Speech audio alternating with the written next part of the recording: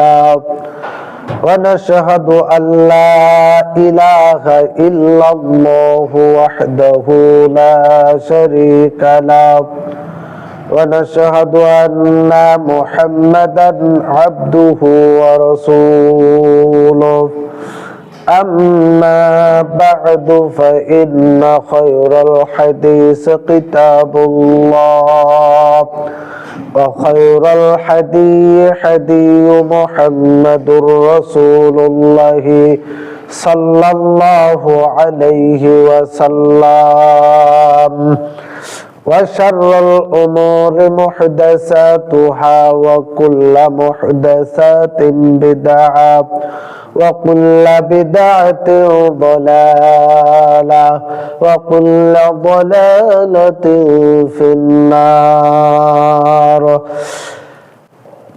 أما بعد فأعوذ بالله من الشيطان الرجيم بسم الله الرحمن الرحيم إنني أنا الله لا إله إلا أنا فاعبدني وأقم الصلاة لذكري إلى الآخرة أما بعد সমস্ত প্রশংসার সেই মহান আল্লাহ তাআলার জন্য যারা শেষ মেহেরবানিতে আমরা তার পবিত্র মসজিদ ঘরে উপস্থিত হতে পেরেছি সেই মহান আল্লাহ তাআলার শুকরিয়া আদায় করছি আলহামদুলিল্লাহ। দরুদ ও সালাম বর্ষিত হোক বিশ্ব মানবতার মুক্তির দূত জনাবে মুহাম্মদুর রাসূলুল্লাহ সাল্লাল্লাহু আলাইহি ওয়াসাল্লাম। সম্মানিত উপস্থিতি, আল্লাহ সুবহানাহু ওয়া তাআলা আমাদেরকে সৃষ্টি করেছেন মা খালাকতুল জিন্না ওয়াল ইনসা ইল্লা লিয়াবুদুন, তার ইত্তিবা করার জন্য, তার গোলামি করার জন্য, তার দাসত্ব করার জন্য।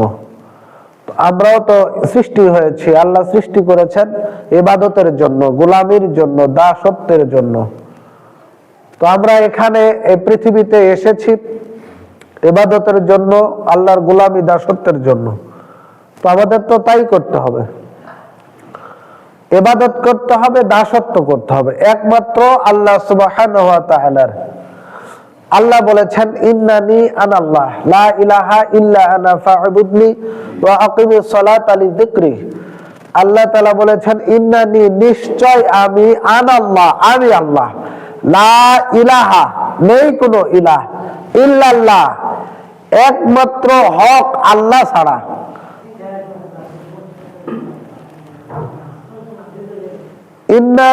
ইন্নানি আনাল্লাহ লা ইলাহা ইল্লা আনা ফা'বুদনি, অতএব তোমরা আমার ইবাদত করো, আকিমিস সালাতা লিযিকরি, এবং আমার শরণার্থে সালাত আদায় করো। তাহলে আল্লাহ তাআলা বলছেন যে আমি আল্লাহ, আমি ছাড়া কোনো ইলাহ নেই, হক কোনো মাবুদ নেই, সত্য কোনো মাবুদ নেই, আর আমার ইবাদত করো আর আমার শরণার্থে সালাত আদায় করো। পুরো আয়াতটি আল্লাহ সুবহানাহু ওয়া তাআলাকেই নিয়ে। তাহলে আপনি যখন ইবাদত করবেন, যে কোনো ইবাদত, ইবাদত বলতে দান সদকাও হতে পারে, সালাত উল্লেখ করেছেন, কথার দ্বারা একজন মানুষকে সৎ উপদেশ দিয়েও ইবাদত, এটাও ইবাদত। আপনি যদি খারাপ কাজ থেকে মানুষকে বিরত রাখার উপদেশ দেন, সৎ পরামর্শ দেন, এটাও ইবাদত। রাস্তা থেকে কষ্টদায়ক জিনিস দূর করলেন, এইটাও ইবাদত। আর যদি আপনি খারাপ পরামর্শ দেন, অসৎ কর্ম নিজে করেন এবং অসৎ কর্মের যদি পরামর্শ দেন, তাহলে আপনি শয়তানের ইবাদত করলেন, শয়তানের তাবেদারি করলেন। তো আমরা তো ইবাদত করার জন্য এসেছি, শয়তানের দাসত্ব বা শয়তানের গোলামি করার জন্য এই পৃথিবীতে আসি নাই। এই জন্য আল্লাহর কাছে আমাদের দোয়া করতে হবে, শয়তান থেকে পানাহা চাইতে হবে। কি দোয়া? আমরা যে শয়তানের কাছ থেকে পানাহা চাবো, শয়তান থেকে যাতে মুক্তি পাই, শয়তান থেকে যাতে পানাহ পাই, এর জন্য দোয়া দিয়েছেন। দোয়াটা হচ্ছে আউযু বিল্লাহি মিনাশ শাইতানির রাজীম, এটাই দোয়া। নিশ্চয় আমি বিতাড়িত শয়তান থেকে আল্লাহর নিকটে পানাহ চাচ্ছি। এইটা হচ্ছে শয়তান থেকে পানাহ চাওয়ার দোয়া, মুক্তি চাওয়ার দোয়া। আমরা কি করি?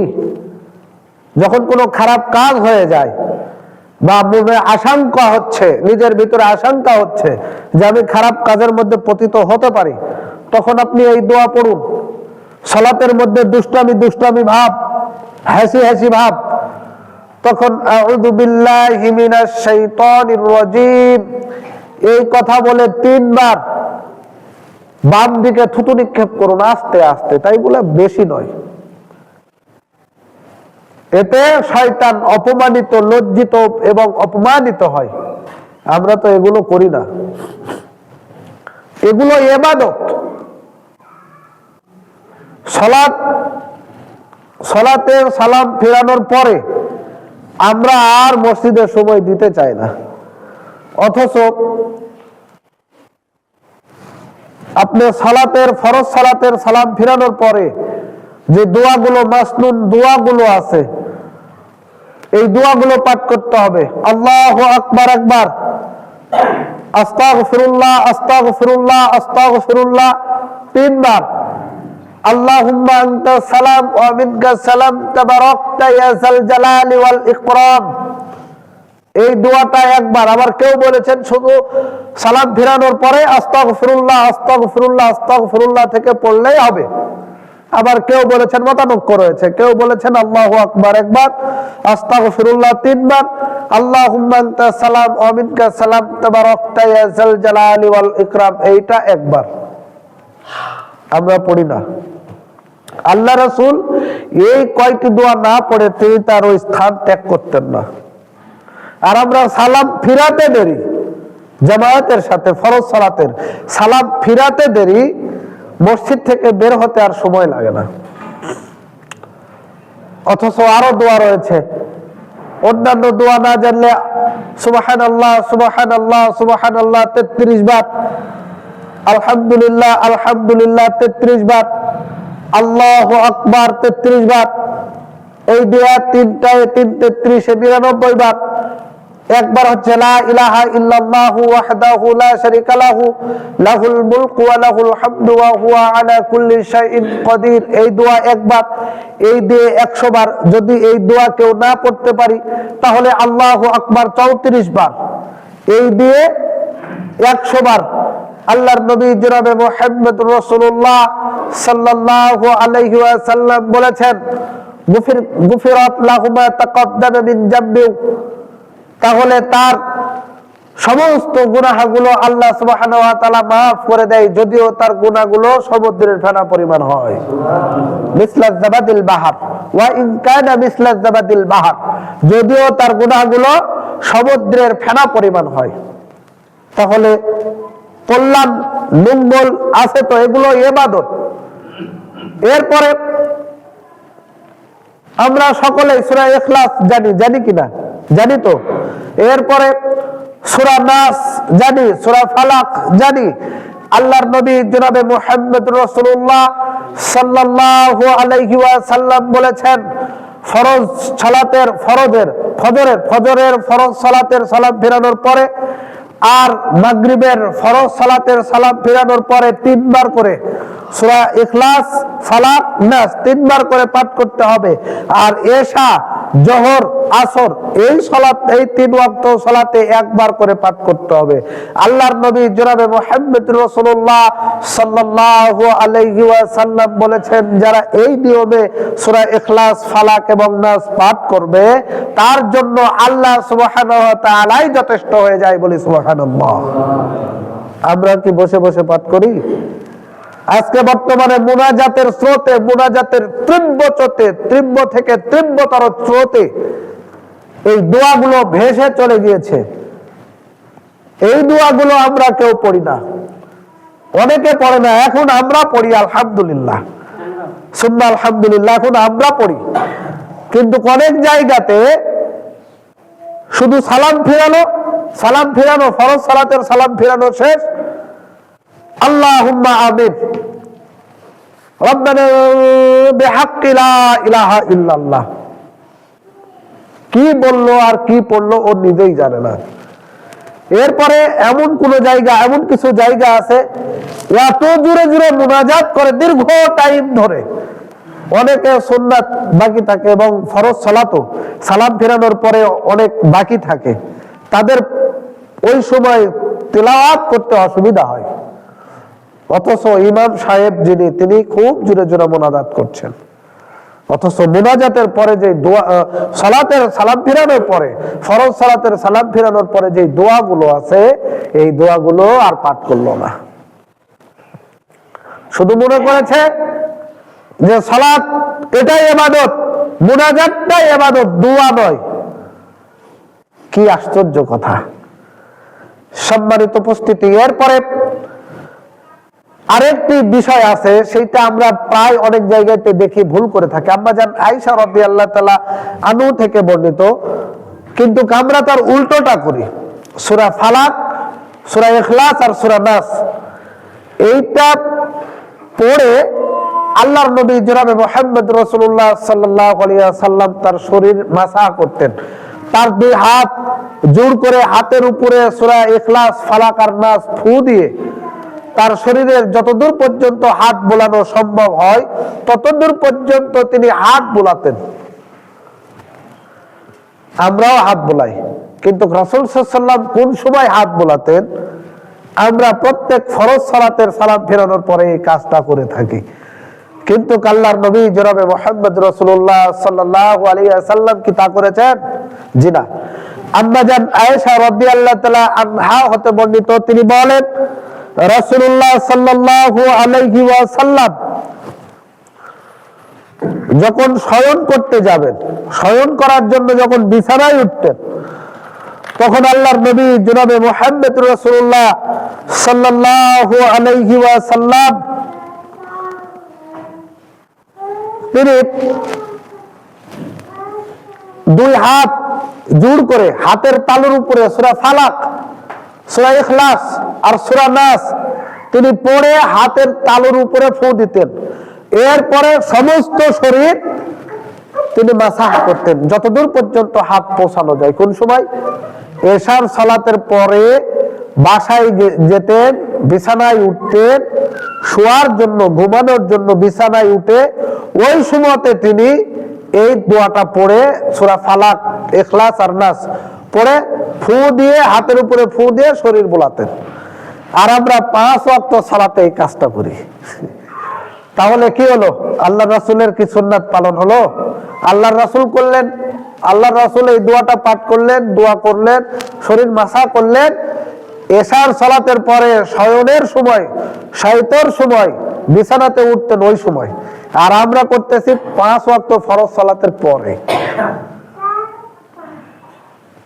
দোয়ার যথা সময় আছে, জায়গা আছে, কিছু দোয়া আছে সেই জায়গাতেই হতে হবে। আমার ভাইরা, এরপরে আয়াতুল কুরসি নামে একটি সূরা দোয়া আছে। আয়াতুল কুরসি সূরা বাকারা 255 নম্বর আয়াত, আমরা অনেকেই জানি। আল্লাহু লা ইলাহা ইল্লা হুয়াল হাইয়ুল কাইয়্যুম লা তা'খুযুহু সিনাতুন ওয়া লা নাওম লাহু মা ফিস সামাওয়াতি ওয়া মা ফিল আরদ মান যাল্লাযী ইয়াশফা'ু ইনদাহু ইল্লা বিইযনিহি ইয়া'লামু মা বাইনা আইদিহিম ওয়া মা খালফাহুম ওয়া লা ইউহীতুনা বিশাইইন মিন ইলমিহি ইল্লা বিমা শাআ ওয়াসি'a কুরসিয়্যুহুস সামাওয়াতি ওয়াল আরদ ওয়া লা ইয়াউদুহু হিফযুহুমা ওয়া হুয়াল আলিয়্যুল আযীম। অর্থটা দেখুন, আল্লাহ সুবহানাহু ওয়া তাআলা বলেছেন, আল্লাহু লা ইলাহা ইল্লা হুয়াল হাইয়ুল কাইয়্যুম, আল্লাহ তিনি ব্যতীত কোনো উপাস্য নেই, যিনি চিরঞ্জীব ও বিশ্ব চরাচরের বাহক। লা তা'খুযুহু সিনাতুন ওয়া লা নাওম, কোনরূপ তন্দ্রা বা নিদ্রা তাকে স্পর্শ করে না। লাহু মা ফিস সামাওয়াতি ওয়া মা ফিল আরদ, আসমান জমিনে যা কিছু আছে সবই তার। মান দাল্লাযী ইয়াশফাউ ইনদাহু ইল্লা বিইযনিহি, তার অনুমতি ব্যতীত এমন কে আছে যে তার নিকট সুপারিশ করতে পারে। ইয়ালামু মা বাইনা আইদিহিম ওয়া মা খালফাহুম, তাদের অগ্র পশ্চাতে সবই তিনি জানেন। ওয়ালা ইউহিতুনা বিশাইইম মিন ইলমিহি ইল্লা বিমা শাআ, তার জ্ঞানের কিছুই তারা আয়ত্ত করতে পারে না কেবল যতটুকুই তিনি ইচ্ছা করেন ততটুকু ব্যতীত। ওয়াসিআ কুরসিয়ুহুস সামাওয়াতি ওয়াল আরদ, আর কুরসি অর্থাৎ আল্লাহর চেয়ার, আল্লাহর কুরসি নবমণ্ডল ও ভূমণ্ডল পরিব্যাপ্ত। লা ওয়ালা ইয়াউদুহু হিফযুহুমা ওয়া হুয়াল আলিয়্যুল আযীম, আর দুইয়ের রক্ষণাবেক্ষণ তাকে মোটেও ক্লান্ত করে না, শান্ত করে না, তিনি সর্বোচ্চ ও মহিয়ান। সম্মানিত উপস্থিতি, কত চমৎকার আল্লাহর গুণাবলী, আল্লাহর বড়ত্ব, আল্লাহর মহিমা, আল্লাহর দয়া, আল্লাহর রহম, সবকিছু, আল্লাহর চেয়ার, আল্লাহর জ্ঞান, সবকিছু এই আয়াতুল কুরসি 2255 নম্বর আয়াত সূরা বাকারার 255 নম্বর আয়াতের মধ্যে আল্লাহ সুবহানাহু ওয়া তাআলা ঢেলে সাজিয়ে দিয়েছেন। বলি সুবহানাল্লাহ বিহামদিহি। সম্মানিত উপস্থিতি, গুরুত্বপূর্ণ একটি বিষয় যে আয়াতুল কুরসি আল্লাহর নবী জনাবে মুহাম্মদ রাসূলুল্লাহ সাল্লাল্লাহু আলাইহি ওয়াসাল্লাম বলেছেন, যে ব্যক্তি প্রত্যেক 5 ওয়াক্ত ফরজ সালাতের পরে, ফরজ সালাতের সালাম ফিরানোর পরে, 5 ওয়াক্ত ফরজ সালাতের সালাম ফিরানোর পরে আয়াতুল কুরসি সূরা বাকারার 255 নম্বর আয়াত পাঠ করবে, আল্লাহর নবী জনাবে মুহাম্মদ রাসূলুল্লাহ সাল্লাল্লাহু আলাইহি ওয়াসাল্লাম বলেছেন, সে ব্যক্তি জান্নাতে চলে গিয়েছে, মৃত্যুটা তার আড়াল, মৃত্যুটা তার পাঁচির। বলি সুবহানাল্লাহ। যে ব্যক্তি প্রত্যেক 5 ওয়াক্ত ফরজ সালাতের সালাম ফিরানোর পরে আয়াতুল কুরসি সূরা বাকারার 255 নম্বর আয়াত পাঠ করবে, আল্লাহর নবী বলেছেন ও ব্যক্তি জান্নাতেই চলে গিয়েছে। এখনো যায়নি কেন? এখনো যায়নি কেন? যায়নি একটাই কারণ, সেটা হচ্ছে তিনি মৃত্যুবরণ করেননি। তাই মারা গেলেই তিনি জান্নাতে চলে যাবেন। তাহলে আল্লাহর নবী জনাবে মুহাম্মদ রাসূলুল্লাহ সাল্লাল্লাহু আলাইহি ওয়াসাল্লাম এমনটি কথা বলেছেন, সহিহ বুখারী হাদিস নাম্বার 972। তাহলে এই সূরাটা যদি, এই দোয়াটা যদি আমরা পড়ি, আয়াতুল কুরসিও যদি পড়ি, তাহলে কত গুরুত্বপূর্ণ ফজিলতের, অথচ আমরা এই আয়াতটাও পড়ি না। অনেকেই জানে, জানার পরেও পাঠ করে না। তার মতে, তাহলে তার মতো আর অজ্ঞ কেউ আছে? আল্লাহ বলেছেন আয়াতুল কুরসি পাঠ করলে জান্নাত, শুধু মৃত্যু বাকি আছে, মৃত্যুবরণ করলেই সে জান্নাতে চলে যাবে। অথচ আমরা পড়ছি না, তার মানে কি? আমরা বোকা। যারা পড়ে তারাই জানে, যারা বোকারা 5 ওয়াক্ত ফরজ সালাতের পরে এই দোয়াগুলো, মাসনুন দোয়াগুলো পাঠ করে না। যারা জ্ঞানী তারা পাঠ করে। আপনি যদি জ্ঞানী হতে চান তাহলে আপনাকেও পাঠ করতে হবে। আপনি পাঠ করবেন না, তাহলে আপনি বোকার স্বর্গে বাস করছেন, বোকার রাজ্যে বাস করছেন। আবু হুরায়রা রাদিয়াল্লাহু তাআলা আনহু হতে বর্ণিত, তিনি বলেন যে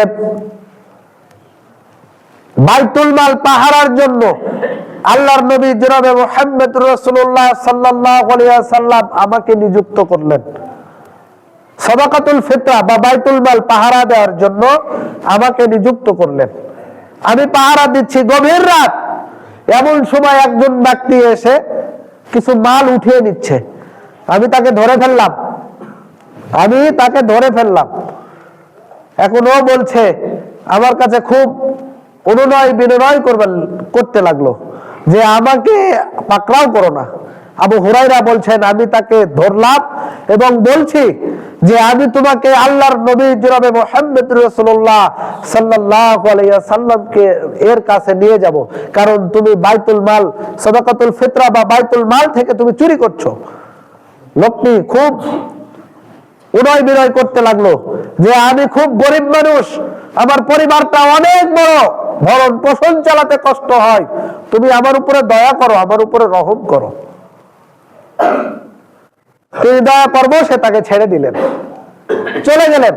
পরের দিন সকালে আবু হুরায়রা রাদিয়াল্লাহু তাআলা আনহু আল্লাহর নবী জনাবে মুহাম্মদুর রাসূলুল্লাহ সাল্লাল্লাহু আলাইহি ওয়াসাল্লামের নিকটে যখন গেলেন, আল্লাহর নবী জনাবে মুহাম্মদুর রাসূলুল্লাহ সাল্লাল্লাহু আলাইহি ওয়াসাল্লাম আবু হুরায়রাকে বলছেন, ইয়া আবু হুরায়রা মা ফাআলা আসিরুক, হে আবু হুরায়রা, রাতে তোমার বন্দির কি হয়েছিল, বন্দিটা কি করেছিল? আবু হুরায়রা চমকে উঠলেন, কি আশ্চর্য কথা, রাত্রে আমি একজন লোককে বন্দি করলাম, চোরকে ধরলাম, আল্লাহর নবী জনাবে মুহাম্মদুর রাসূলুল্লাহ সাল্লাল্লাহু আলাইহি ওয়াসাল্লাম তা জানতে পারলেন। তাহলে এর থেকে কি বোঝা যায় আল্লাহর রাসূল গায়েব জানেন? না, আল্লাহর রাসূলকে জানানো হয়েছে, জিবরাইল আলাইহিস সালাম তাকে জানিয়ে দিয়েছেন। এর থেকে প্রমাণ হয় না যে আল্লাহর রাসূল গায়েব জানেন। আল্লাহর রাসূল গায়েব জানেন না। সম্মানিত উপস্থিতি, আবু হুরায়রাকে লক্ষ্য করে বলছেন, হে আবু হুরায়রা, রাতে তোমার বন্দির কি করেছিল? আমি তাকে বিষয়টি বললাম। আল্লাহর নবী জনাবে মুহাম্মদুর রাসূলুল্লাহ সাল্লাল্লাহু আলাইহি ওয়াসাল্লাম আবু হুরায়রাকে বলছেন, আবু হুরায়রা, তুমি সতর্ক থেকো, কারণ আবারও ওই লোকটি আসবে।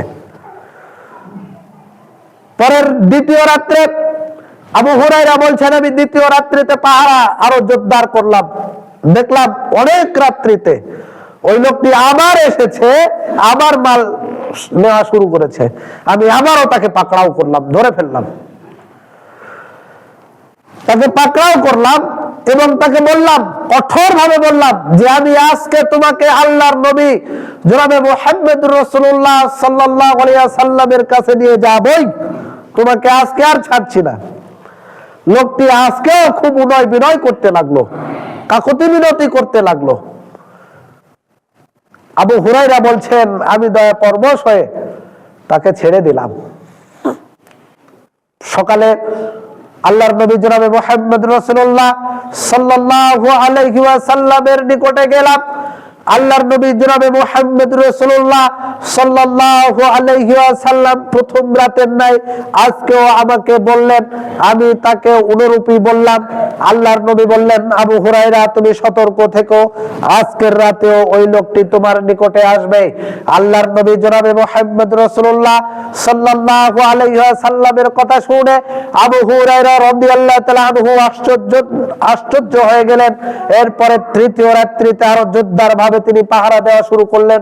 অনুরূপ ভাবে তৃতীয় রাত্রিতেও ওই লোকটি আবার এসে মাল যখন নেওয়া শুরু করে দিলেন, আবু হুরায়রা তাকে পিছন থেকে তাকে ধরে ফেললেন এবং কঠোর স্বরে বললেন যে আজকে তুমি যেটাই বলো, আজকে আর তোমাকে ছাড়ছি না, তোমাকে কখনোই ছাড়া হবে না। আল্লাহর নবী জনাবে মুহাম্মদুর রাসূলুল্লাহ সাল্লাল্লাহু আলাইহি ওয়াসাল্লামের নিকটে আজকে তোমাকে নিয়ে যাব, তোমাকে আজকে ছাড়ছি না। এরপরে ওই লোকটি বলছেন, দেখুন, আমি খুব গরিব মানুষ, আমাকে ছাড়বে না, ঠিক আছে, আমাকে ছেড়ে দাও, উদয় বিনয় করছি, তবে আজকে আমি তোমাকে একটি জিনিস শিক্ষা দিচ্ছি। সেই জিনিসটি হচ্ছে, তোমাকে আমি এমন একটি সূরা, এমন একটি দোয়া শিক্ষা দিব, এই দোয়াটা যদি তুমি পড়ো তাহলে আল্লাহর পক্ষ থেকে তোমার জন্য পাহারাদার নিযুক্ত করে দেওয়া হবে, বলে সুবহানাল্লাহ। কি দোয়া বলছেন? সূরা বাকারার 255 নম্বর আয়াত। এই সূরা বাকারার 255 নম্বর আয়াত, আয়াতুল কুরসি যদি তুমি রাত্রিতে পড়ো তাহলে তোমাকে পাহারা দেওয়ার জন্য আল্লাহর পক্ষ থেকে একজন ফেরেশতা নিযুক্ত হবে, শয়তান তোমার ধারের কাছেও আসতে পারবে না। সুবহানাল্লাহ বিহামদিহি। আল্লাহর আবু হুরায়রা রাদিয়াল্লাহু তাআলা আনহু দয়া পরবশে তাকে ছেড়ে দিলেন। সকালবেলা আল্লাহর নবী জনাবে মুহাম্মদুর রাসূলুল্লাহ সাল্লাল্লাহু আলাইহি ওয়াসাল্লামের নিকটে যখন গেলেন, তখন আবারও পুনরায় জিজ্ঞাসা করলেন, আবু হুরায়রা, লোকটির কি খবর? ও তোমার ওই বন্দিটির কি খবর? বলছেন, ইয়া রাসূলুল্লাহ, আজকে চমৎকার একটি বিষয় যে ওই লোকটি আজকে আমাকে একটি জিনিস শিক্ষা দিয়েছে, যার বিনিময়ে আমি তাকে ছেড়ে দিয়েছি। সেইটা হচ্ছে, তিনি বলেছেন যে আয়াতুল কুরসি সূরা বাকারার 255 নম্বর আয়াত যদি তুমি পাঠ করো, তাহলে আল্লাহর পক্ষ থেকে একজন ফেরেশতা তোমার জন্য নিযুক্ত করবে, শয়তান তোমার ধারের কাছেও আসবে না। আল্লাহর নবী জনাবে মুহাম্মদ রাসূলুল্লাহ সাল্লাল্লাহু আলাইহি ওয়াসাল্লাম তাকে বলছেন, তার নিকটে পুরা ঘটনা যখন বললেন, তখন আল্লাহর নবী বলছেন, ইন্নাহু কদ সাদাকাকা ওয়া হুয়া কাযুবুন যাকা শায়তান। সে তোমাকে সত্য বলেছে, যদিও সে শয়তান। তোমাকে সত্য কথাই বলেছে, কিন্তু সে মিথ্যাবাদী এবং শয়তান। সহিহ বুখারী 2311 নম্বরের হাদিস। উক্ত হাদিস দ্বারা, উক্ত ঘটনা দ্বারা বোঝা যাচ্ছে যে ইবলিসী চরিত্র মার্কা লোকেরা যারা রয়েছেন, অনেক সময় তাদের স্বার্থে তারা সত্য কথাও বলে থাকে, ঠিক কিনা? আল্লাহর নবীর এই যে ঘটনা, এই ঘটনা দ্বারা আবু হুরায়রা রাদিয়াল্লাহু তাআলা আনহু যে ঘটনাটি বর্ণনা করলেন, এই ঘটনা অনুযায়ী বোঝা যাচ্ছে যে ইবলিশ মার্কা যারা মানুষ আমাদের ভিতরে কি নাই? আমাদের এলাকাতে ইবলিশ মার্কা মানুষ নাই? ভালো কাজ করছেন, ও বাধা দিয়ে শেষ, ও চিন্তা করছে কি করে এর এই ভালো কাজ বাধা দেওয়া যায়। দেখবেন টাটকা শয়তান, ভালো কাজে যে বাধা দেয় সে টাটকা শয়তান। সূরা মায়েদার 2 নম্বর আয়াত, ওয়া তাআওয়ানু আলাল বিররি ওয়াত তাকওয়া ওয়া তাআওয়ানু আলাল ইসমি ওয়াল উদওয়ান। আল্লাহ তাআলা বলেছেন, যেখানে ভালো কাজ, নেকির কাজ, সৎ কাজ, এখানে তোমরা একে অপরকে সহযোগিতা করো, সাহায্য সহযোগিতা করো। আপনি একটি ভালো কাজের উদ্যোগ নিয়েছেন, ভালো কাজ করছেন, ও পরামর্শ দেবে ভালো, তাছাড়া ও খারাপ পরামর্শ দেয়, খারাপ দিকে যায়, নেগেটিভ চিন্তা করে এবং বাধা প্রদান করে, তাহলে বোঝা যাচ্ছে এই আয়াত দ্বারা ও টাটকা শয়তান। সুতরাং যে মানুষই আপনার কাছে পরামর্শ নিতে আসবে, আপনার উচিত হচ্ছে ভালো পরামর্শ দিতে হবে। যদি না পারেন চুপ থাকবেন, তাকে বলবেন যে না আমি পারবো না পরামর্শ দিতে। কিন্তু খারাপ পরামর্শ দিলেন, আপনি শয়তানের দলে আপনার নামটা লিখে নিলেন। সম্মানিত উপস্থিতি, খুব গুরুত্বপূর্ণ আয়াতুল কুরসিটা। যদি কোনো ব্যক্তি আল্লাহর নবী জনাবে মুহাম্মদ রাসূলুল্লাহ সাল্লাল্লাহু আলাইহি ওয়াসাল্লামের স্ত্রী আম্মা জান আয়েশা রাদিয়াল্লাহু তাআলা আনহা হতে বর্ণিত, তিনি বলেন রাসূলুল্লাহ সাল্লাল্লাহু আলাইহি ওয়াসাল্লাম বলেছেন, যে ব্যক্তি শোয়ার সময়, ঘরে খিল দেওয়ার সময়, দরজা আটকানোর সময়, মেন গেট আটকানোর সময় আয়াতুল কুরসি পাঠ করবে, আয়াতুল কুরসি পাঠ করবে, ওই দিন ওই ঘরে চোর আর চুরি করতে পারবে না। সুবহানাল্লাহ ওয়া বিহামদিহি। কত ফজিলতপূর্ণ, বরকতপূর্ণ এই আয়াতটি। আমরা পাঠ করি, ফেসবুক ঠেলতে ঠেলতে আমরা ঘুমাই, পাঠ করবো কখন বুঝতে পারেননি? ফেসবুক, ইউটিউব, টেলিভিশন দেখতে দেখতে ঘুমান। আপনার ছেলেও টেলিভিশন দেখতে দেখতে ঘুমাচ্ছে, তাকে অন্তত সৎ পরামর্শটা দিন, এই দোয়াটা শিক্ষা দিন যে দোয়া পড়ে ঘুমাও, এশার সালাতের পরে ঘুমিয়ে যাও, দোয়া পড়ে ঘুমাও।